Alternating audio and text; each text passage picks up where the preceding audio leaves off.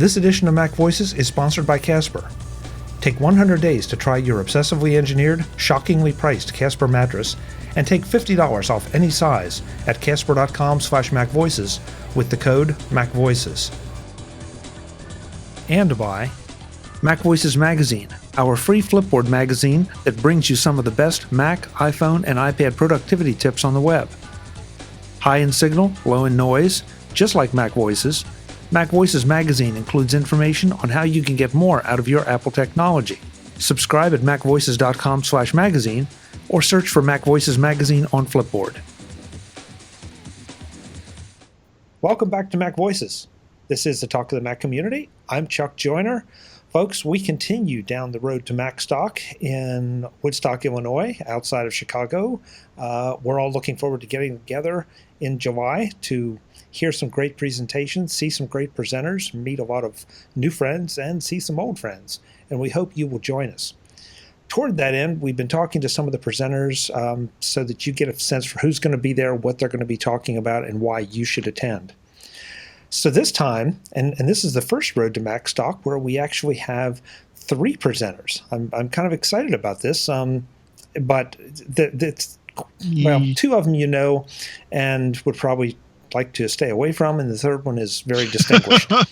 I'm technically not a presenter. Well, you're close enough.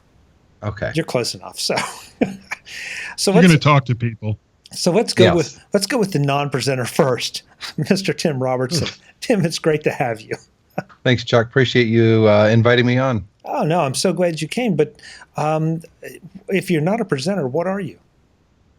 I am hosting the roundtable, which is we get a majority of the presenters on the stage at the same time, and I try to make the audience laugh and maybe get them to learn a little something about the people doing the presenting. Usually when the presenter gets up there, they do their spiel, they do their thing, they're on and they're off because it's kind of, timed, and there's a topic that they want to talk about.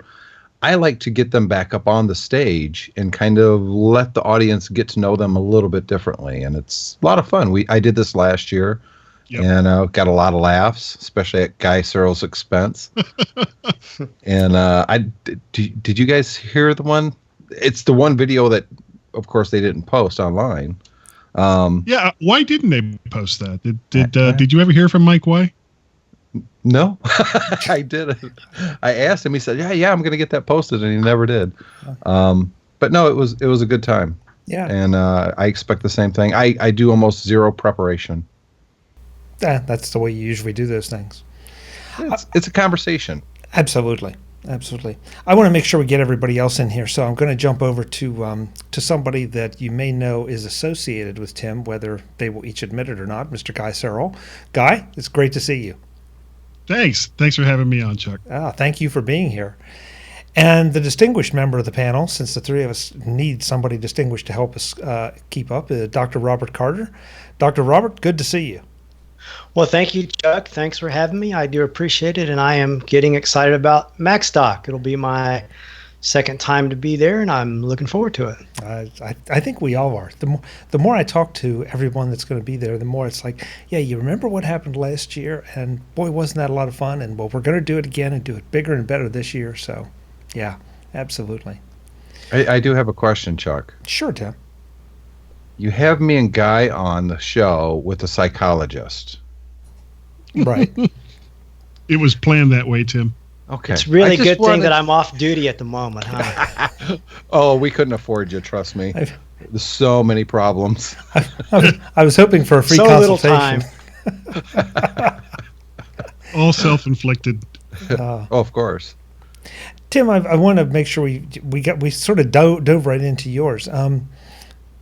I thought you did a great job last year. I thought it was one of the most fun sessions, I guess just because of the natural jousting that goes back and forth between the presenters, because most of us, not everybody, but a lot of us, I should say, knew each other, if not personally, at least by reputation.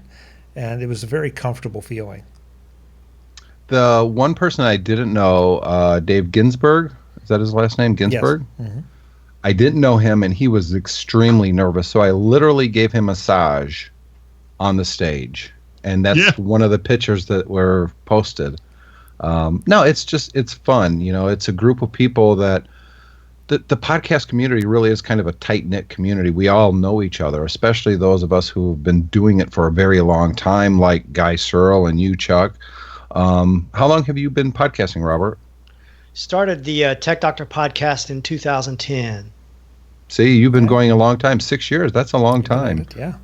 And so when you get that many personalities on a stage, I kind of look at it as more of a ringmaster. I keep things moving and I ask some questions, but I let people have fun and try to have fun myself. And that's really the focus of the event. Yeah. Well, of the roundtable, I should say. Yeah, absolutely. Going to need more chairs this year. Yeah, since we're going to have now basically a day and a half of presentations. And I know the number of presenters is more, so... Yeah, I'm going to leave that up to Mike on who exactly he wants up on the roundtable, because quite honestly, I don't think we could fit everybody up there. I'd be able to say hi to them, and that would be about it. So we probably will have to narrow them down a little bit. Yeah, stack them.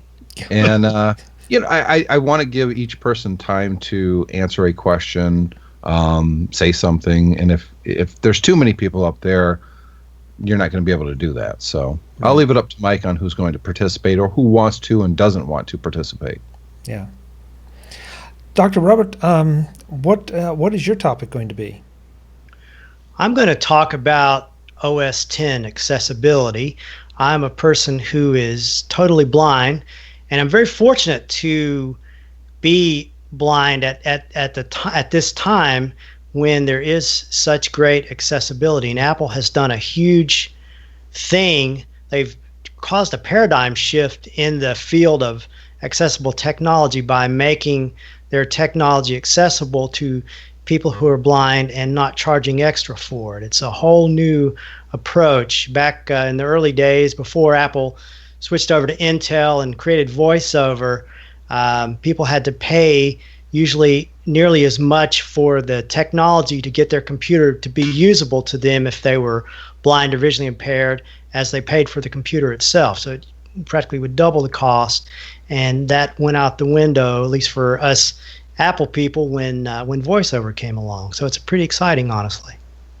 I have to admit, that's not something I ever really thought about from that standpoint, that you needed to purchase a lot of additional hardware. I guess I would have, if you'd have asked me, I'd have said, well, sure, some. But all of a sudden, so many things were able to be done in software.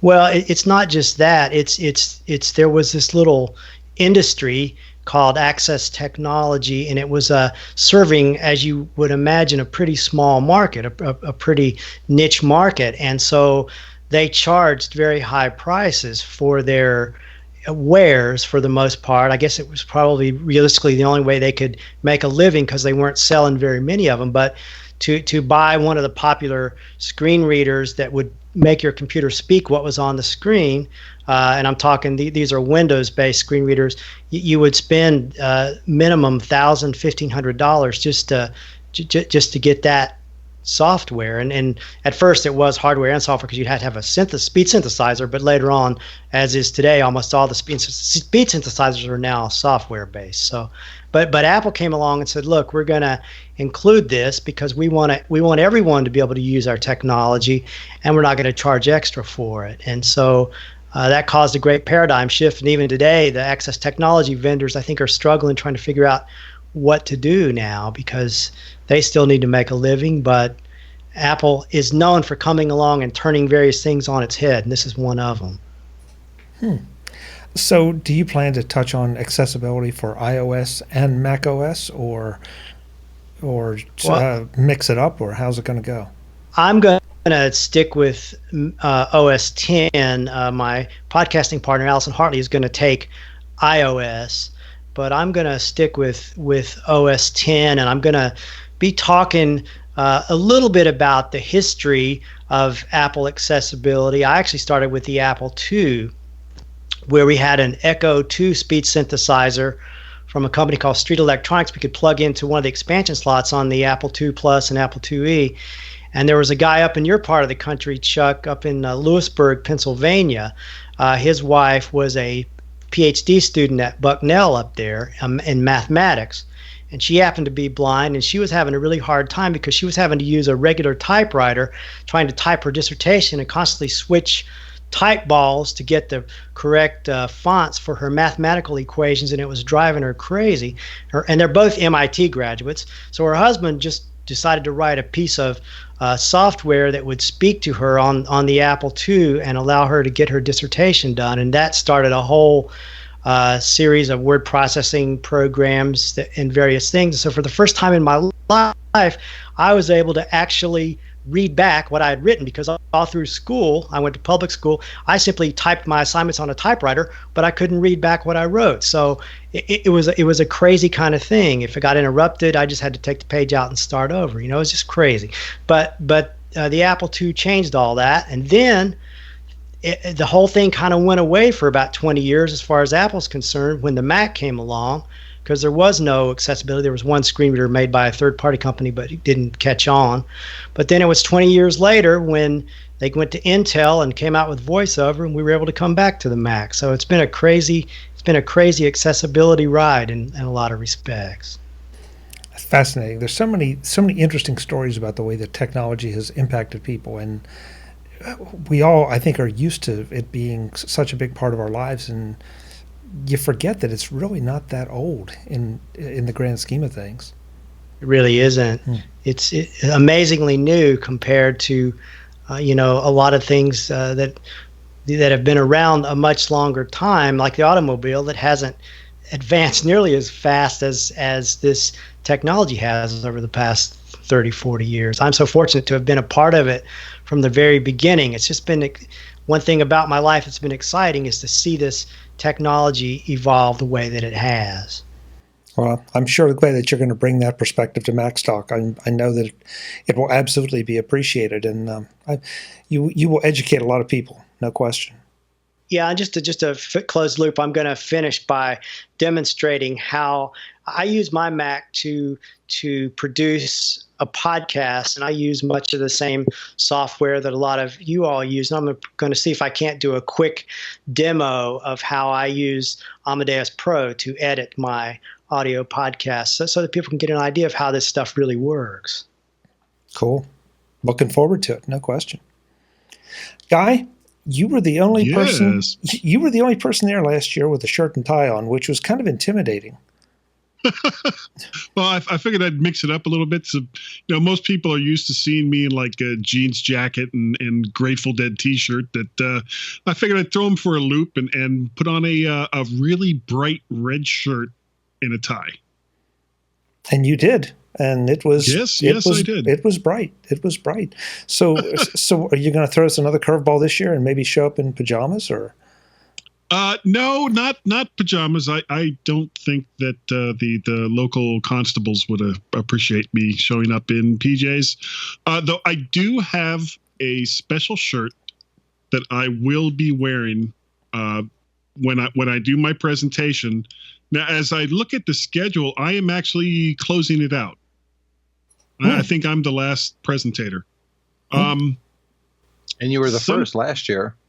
Yeah, Gaz and I were the first last year, and unfortunately, he's not able to be there this year, which is really too bad. Yeah. But it's still gonna be a good time. It's gonna be a lot of fun, and what I'm essentially going to do is kind of a continuation of what I did for the last 2 years of the Macworld Expo, where I did not even take a standard computer with me. I had my third generation iPad. I had a small little device that allowed me to connect up a couple of XLR microphones, and essentially, short of doing the RSS feed and actually posting the show onto the server, because Tim does that. That's right. That's Tim. That's all Tim. I created the podcast entirely with iOS devices. And this was, 3 years ago, 4 years ago? Yeah, you started under iOS 5, I believe. Wow. Yeah. The first one you did. Yeah, so it was Macworld Expo 2013 and 2014, the last one. I did not even have a laptop with me. All I had was my handy dandy 3rd gen iPad. Well, since then, there's been a lot of great tools that have come out, not necessarily just for podcasting, but for audio in general in iOS. And I think that the direction that Apple seems to be going is toward smaller devices that are, you basically just shove them in a bag and you go off and do the stuff that you want to go and do. Not unlike laptops today, but with a more of a singular focus, which is what iOS gives to you.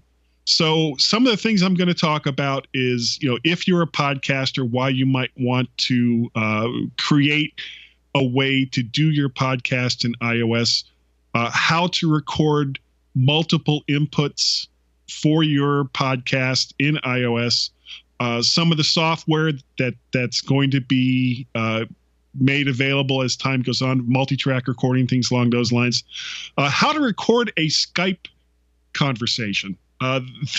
Right now, with a single device, it is impossible to do. You cannot record a Skype conversation on an iPad or an iPhone.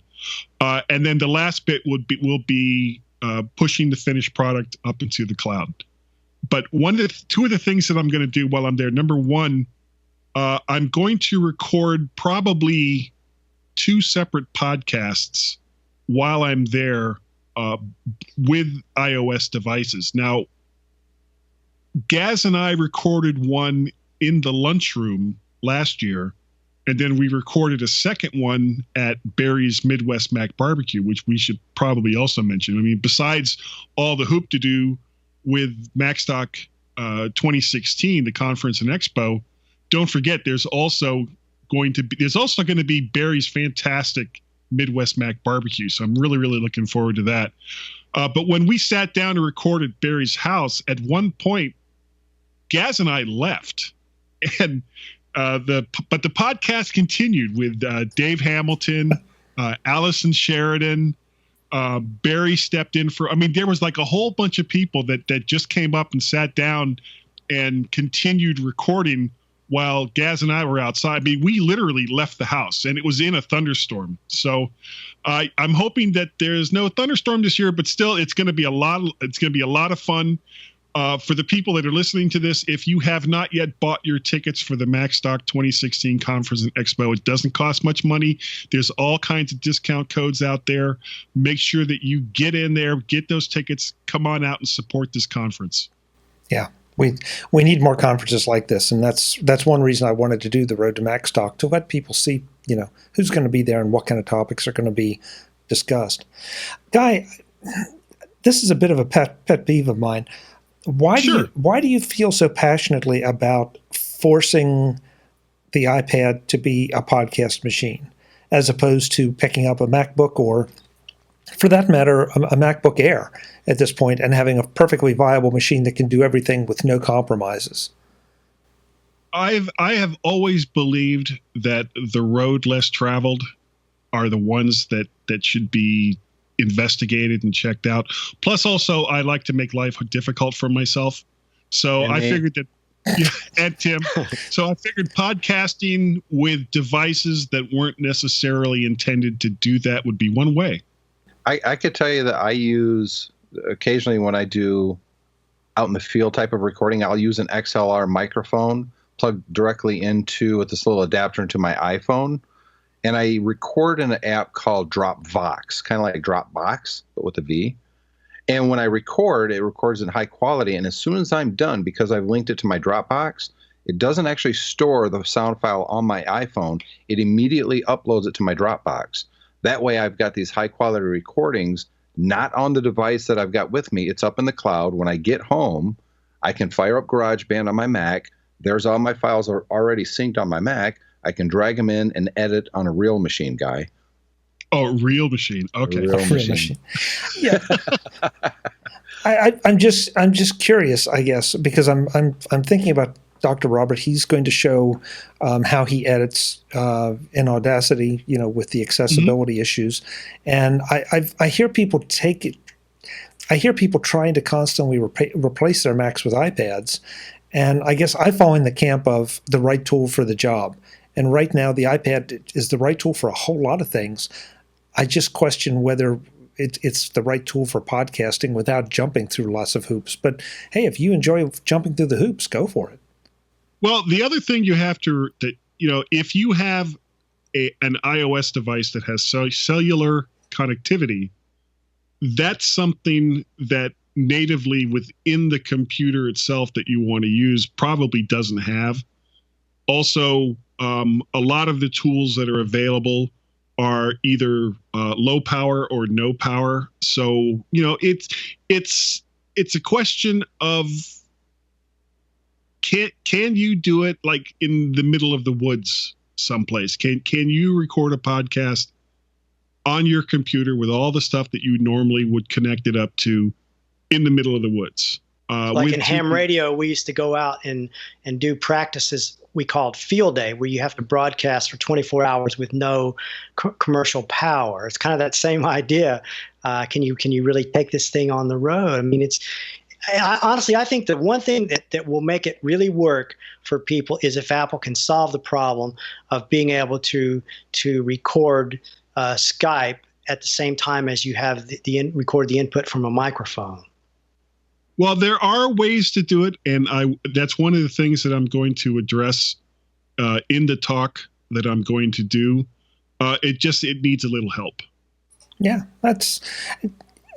and again, for some of this stuff, I mean, these are very specialized tasks that we're trying to accomplish. And so the tools, Robert may be right, that may be an Apple problem, or it may be a Skype problem, or it may just be that the right developer has not focused on it yet. A lot of it is in Apple's camp, because iOS devices, for the most part, are single application, one at a time application kind of devices, and they're starting to kind of get away from that by adding some multitasking, but it's not the same thing. Well. No, it doesn't, and it's not the same thing as using your Macintosh. However, on the opposite side of that, as compared to a Mac, especially as compared to a Windows box, it is about as secure as a computing device can be that has outside connectivity. Certainly more so than either the Mac or the PC. There's also something to be said for pushing the technology to do things that it really wasn't intended. I mean, we're all old school tech guys. We've always done that. The podcasting thing we're doing right now, we were all at the forefront of this thing. We want to kind of, hey, this is a cool thing. What more can I do with it? And I think what Guy is doing with podcasting on iOS, is this the best device to record a podcast or edit? Clearly not. No, but why not try to push it? Why not try to do something unique and cool? And maybe that will inspire a developer that might hear that podcast, might see that session, to create a tool that, yeah, it'll work for podcasting, but what else could it be used for? There's so many stories out there that I would love to be able to capture. And if you had quick access to a really high quality recording device to edit, to upload if you need to whatever you needed to do, a true portable broadcasting tool, that would be awesome. I don't think iOS is there quite yet. And let's be honest, yes, you could bring a Mac with you, but it's still kind of bulky, and the battery life isn't very good once you start recording audio. iOS might be a perfect candidate to be that next platform for portable recording gear. And if someone like Guy, studio, yeah, and if someone like Guy and other people that like him that are trying to record on iOS helps further that along, I think it's great. Oh, I think it's great too. I mean, obviously we all, to one degree or another, like to hack around with different things, and it's just a question of which ones you prefer to mess with.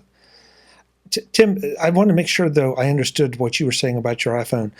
So you're using that pretty much as just a field recorder, that has cellular capabilities and therefore can upload the finished product and have it synced right to your Mac so that you don't have the offloading time.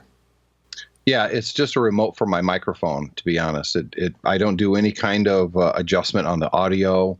I literally hit one big record button, it starts recording, and as soon as I hit it again, it starts uploading it in high quality to my Dropbox. That's all I use it for. And I haven't done so in a while, but it works great for that.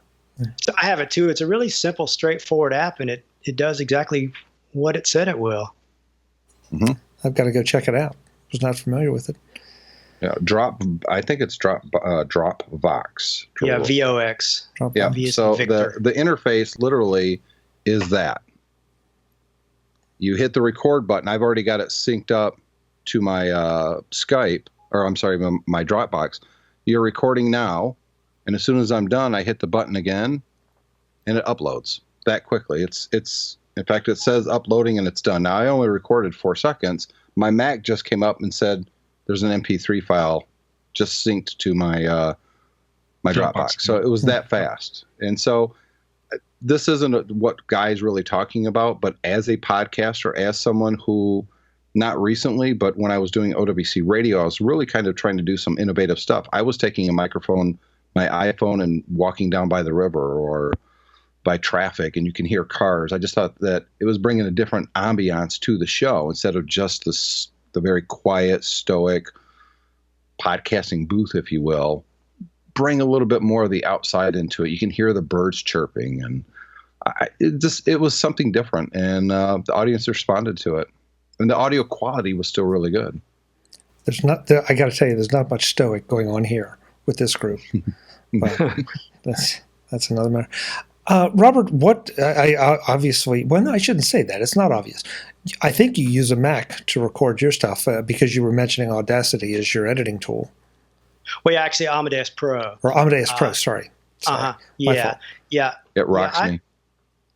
I do everything on the Mac for my podcast. It's really kind of interesting. I record it with Audio Hijack, edit it with Amadeus Pro, tag it with ID3 tags with iTunes, convert it to MP3 with an app called Tunesify, use Transmit to send it to my website. Oh, and I use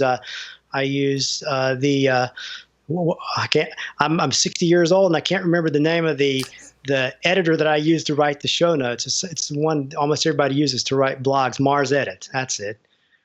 I use Mars Edit to create the show notes. So it's all done on the Mac, and it's all accessible. I know it's inside baseball, but anytime you get a bunch of podcasters together, I think it's fascinating to listen to the tools that we all use because nobody has the same tool set. They're always different by a little bit, and sometimes for very good reasons, sometimes for no reason other than just preference. Or sometimes weekly, like me. Well, yeah, I was going to say, Guy changes it up all the time, which is fun for me. But my setup, I'm using the same gear that I've been using now for 10 years, 9 years. I mean, it's not what I started podcasting. Yeah, 2005. I got a mobile pre-USB, this microphone, actually 2 of these microphones, and I run a Y splitter out of my headphone jack. One's going to my headphones that I've got on so I can hear the Skype conversation. But the other audio is going into channel 2 on my mobile pre-USB. So in GarageBand, I'm recording 2 channels, my hot mic and any sound that's coming out of that Mac, which happens to be the Skype conversation. So I don't have to try to line up audio that way. I'm capturing it live as it's being spoken on that machine. And it's not going through some software trickery. It's literally all hardware. It's going through, I think this box cost me $100 10 years ago, and I'm still using it. It's, you got I don't change anything. Oh yeah. But my setup never changes unless I'm on the road. But otherwise, it's the same setup I've been using year after year after year, because in my opinion, if it's not broke, why fix it? Right. So you and Guy are the 2 ends of the spectrum, and Robert and I are sort of in the middle somewhere. Many ways. Yeah, well, we won't get into that. Guys, the thing I'd like to ask this group, because I think it's a fairly diverse group, and judging by this conversation, it sounds like it very much is. Which iPad or iPads do you have, and why? Guy, how about if I let you start this one out? Okay, well, I started off with first-gen iPad.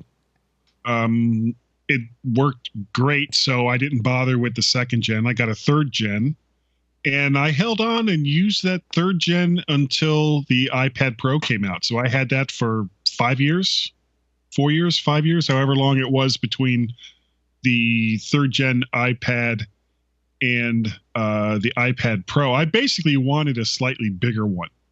And just having a little more speed or a little more storage space wasn't enough to make me pull the trigger on something that costs as much as an iPad does. So I waited, and eventually Apple gave me what I wanted. Now, when you say the iPad Pro, you're talking about the 12.9? Yes. Okay. And how are you finding it for everyday use the way you use an iPad? It's exactly, other than it's a little bit faster than my third gen, it's works exactly the same way as that one did, except it's a little bit bigger. I just wanted a little more screen real estate, and that's what the iPad Pro, the 12.9 inch, gave me.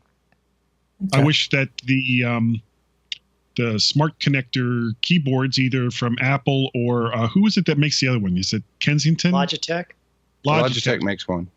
Yeah, they're both like $150 to $170, and that's a bit much for a keyboard when you can pick up a Bluetooth one for like almost nothing. So I haven't bought. They will. Now when they just recently updated it, it distressed me a little bit because I always get the most storage that I can get in a iOS device that I happen to be buying. So I bought the 128 gig one when it first came out, and then 6 months later they came out with a new one that had 256 gigs, and it was like, oh, come on, you're killing me here, Apple. But I'm not gonna trade it in just for that extra 128 gigs of storage. I mean, heck, I've got a 1 terabyte Wi-Fi drive that connects. I have an app that just connects right up to it. So I'm not hurting for storage space, but I was a little disappointed that they came out with one that kind of superseded it so quickly. Okay. And I want to be clear on that. So you're using a Bluetooth keyboard, but not one of the keyboard cases. No. As a matter of fact, I have like a folio case for it, and I can't reach it at the moment. It's a Logitech Bluetooth keyboard. It has its own. I mean, I've been using this keyboard since I got the third gen. It's the little plastic cover for it essentially turns itself into an iPad stand. Mm-hmm. So that worked out really, really well when I was going to Macworld with just that stuff. So I could take the keyboard out, turn the keyboard on. Now I've got the Bluetooth keyboard, and instead of just having some other kind of stand, I could just take the cover for the keyboard itself, turn it into a stand, and whether it was portrait or landscape, I was good to go. Interesting. Dr. Robert, are you an iPad owner, user? I was. I bought the iPad Air when it first came out. In fact, my wife Vicki and I each bought one on the same day, and she uses hers all the time.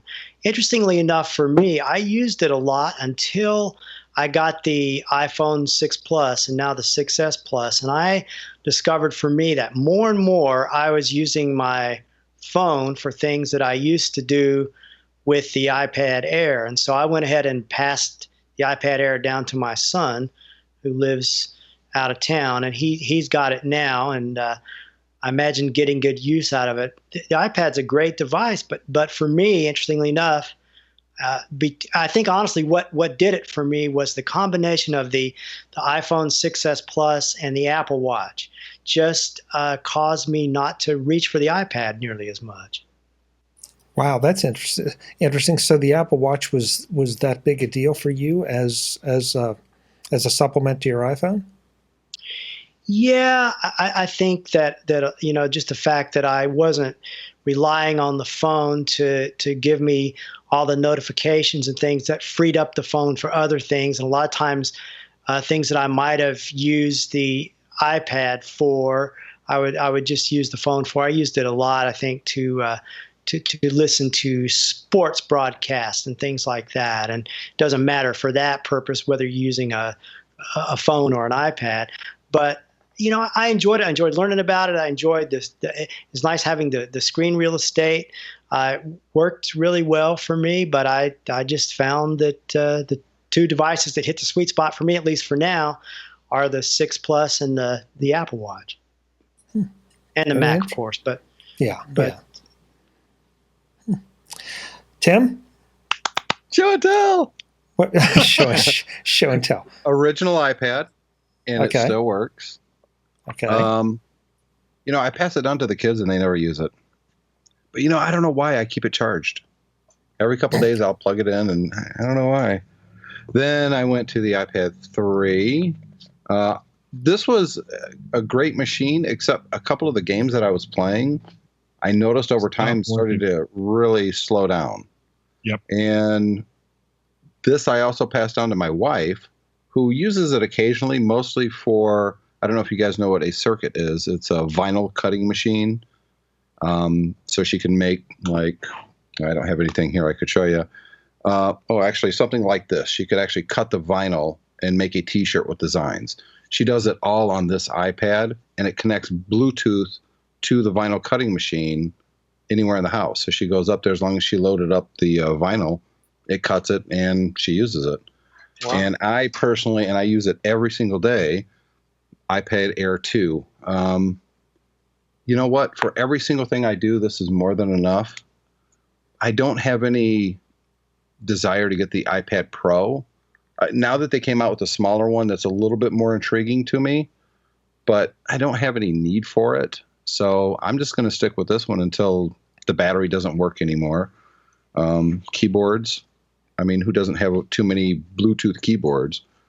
But I don't buy any new ones. The newest one I got was from Zag, and it has this little thing in it to kind of prop up the iPad. But I never use it. If I'm going to type, I'm doing it on my Mac. I've got an old Mac clickety keyboard. It's the perfect typing keyboard. Why am I going to limit myself to this?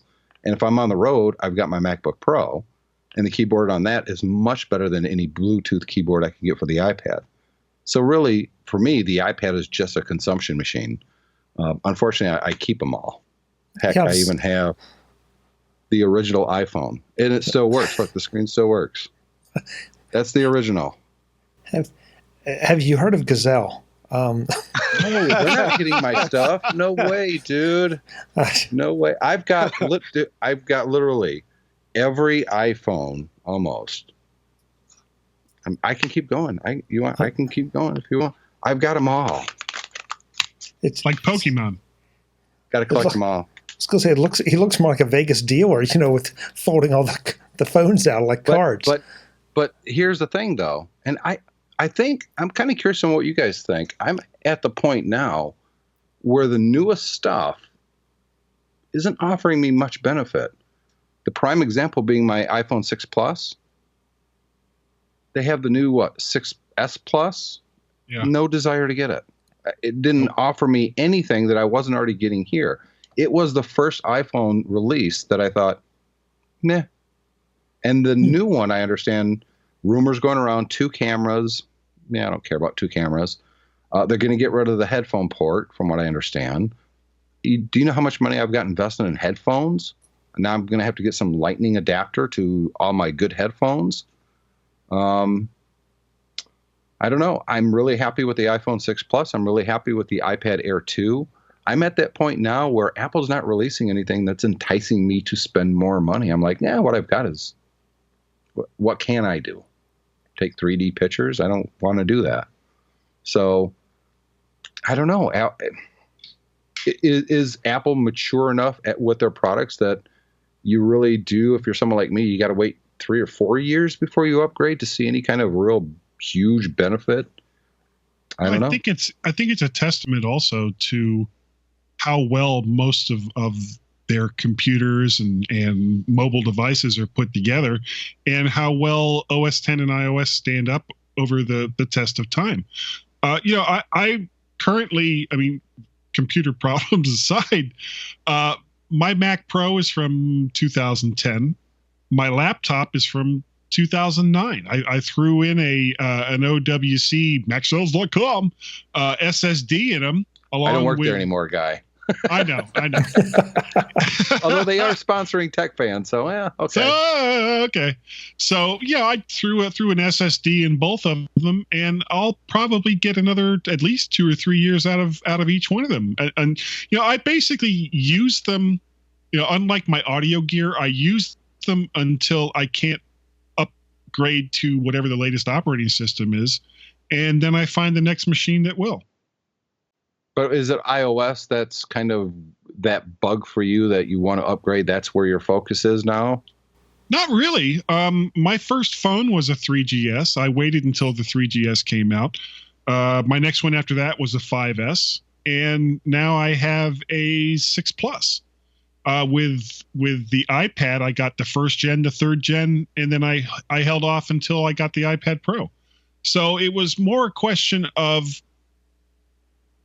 what is it that a newer device is going to give me as compared to what I already have? Was it worth it for me to spend hundreds, sometimes thousands of dollars for something that is just basically going to do what I can already do?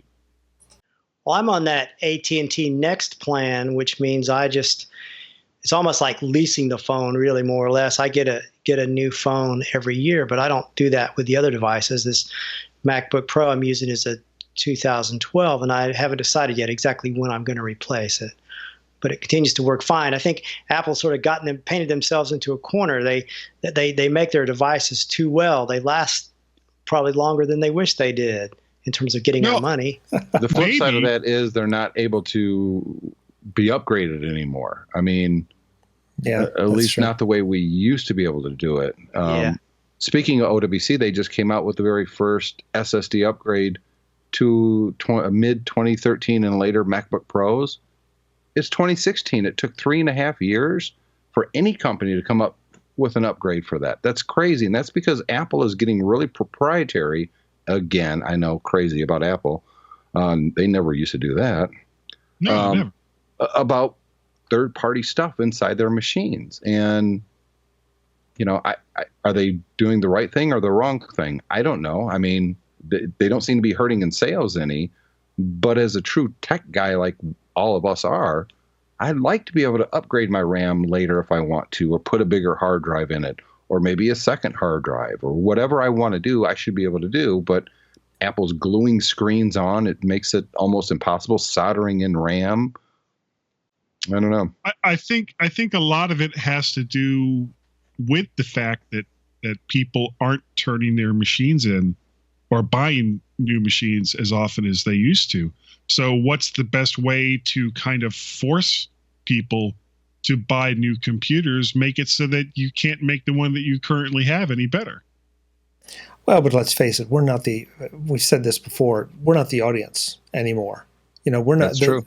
Apple's not making machines for tech people. They're making machines for everybody. Consumers.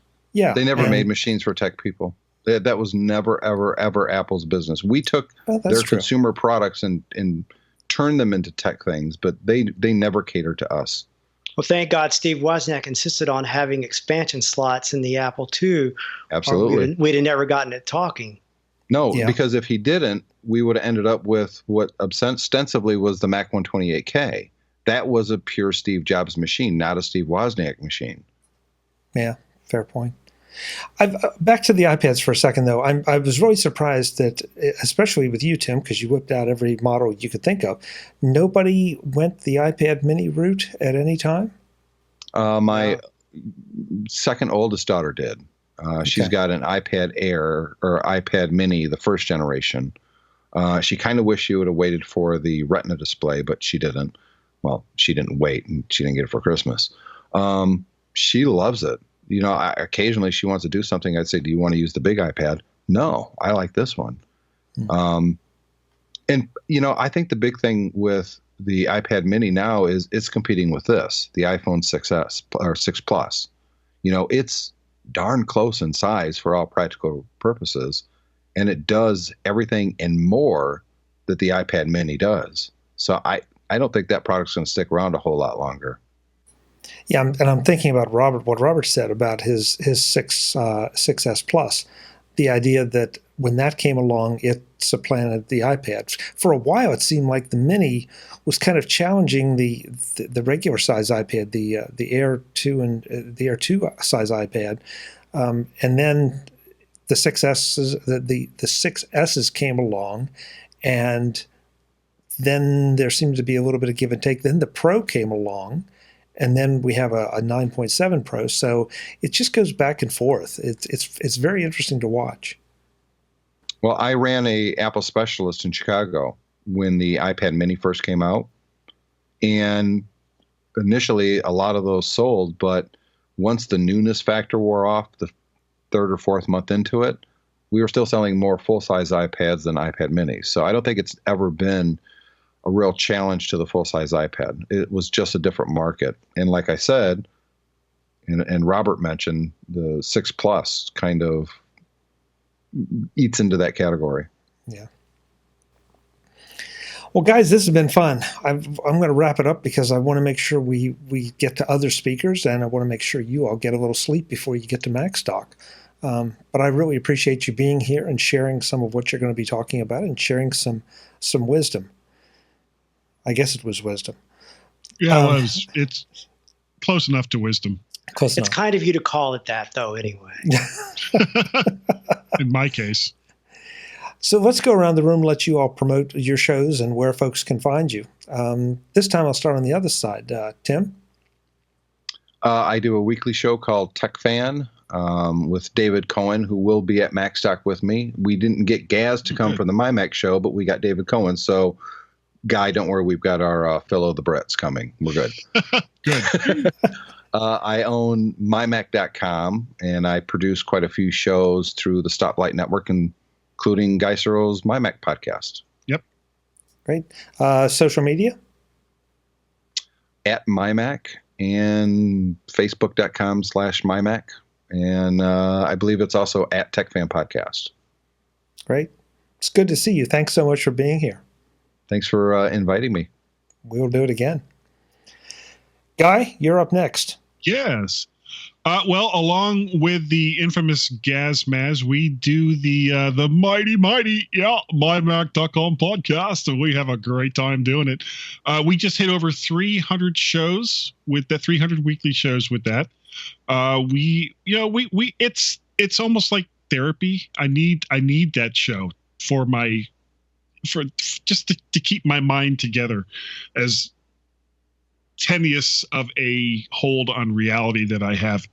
And of course, I can also be reached email guy@mymac.com. You can find me on the Twitters. My Twitter handle is MacParrot. And of course, Facebook, MyMac Podcast on Facebook, as well as mymac.com on Facebook, MyMac Podcast on G+. We are all over the place. Guy, you said you just hit over 300 episodes. I assume you mean with just you and Gaz, because MyMac Podcast just released the 605th episode. 605th episode, right. Yeah. Gaz and I took over show 285. Wow. Yeah, the MyMac Podcast started in 2004. It's one of the longest running podcasts in the world. The only one that I know for a fact that's been going longer by 2 weeks is Adam and MacCast, because I went to register MacCast and he had already grabbed it. How dare you? Robert, before we get you to plug your shows, do you have any, could you share a little clinical advice that might help these two? I think we just all going to have to go listen to Guy's podcast. There's no other way around it. He says it's good therapy, so let's trust him on that. Okay. Well, it's good therapy for me. I can't guarantee that it's going to be therapeutic for anybody else. Okay. Unless they just makes them feel better about themselves, maybe. Well, I feel like I need therapy after listening. They can have a good laugh. We just heard it from a professional. Dr. Robert, what tell us where folks can find you before Macstock. Okay, well, I, along with co-host Allison Hartley, do a podcast called the Tech Doctor Podcast. It's all about Apple from an accessibility standpoint. We pretty much cover everything that's going on in that arena. Always talk to some really interesting people who are involved in one way or another, especially a lot of developers who have apps that either happen to be accessible or apps that they have worked on to make them accessible. It's a really exciting time.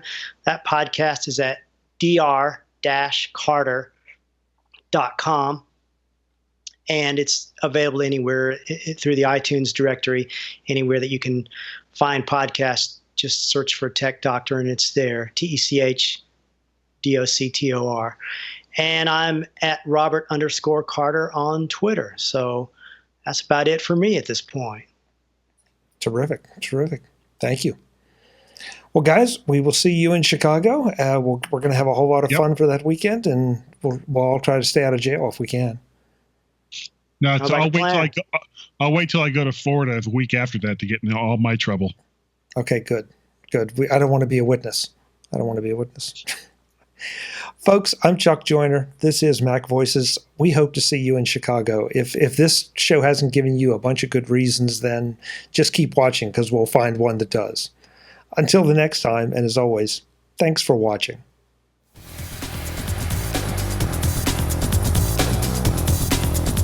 Visit MacVoices.com for links, show notes, to subscribe, to connect with Chuck on Twitter, Google+, YouTube, Facebook, LinkedIn, and the Mac Voices blog. Subscribe to our weekly newsletter, the Mac Voices Dispatch, to stay up to date on all the latest Mac Voices news from our front page or at macvoices.com/newsletter. Do more with your Apple tech by subscribing to the free Mac Voices magazine on Flipboard by visiting macvoices.com/magazine. Advertising and sponsorships handled by Backbeat Media at backbeatmedia.com. Bandwidth provided by CashFly at cashfly.com.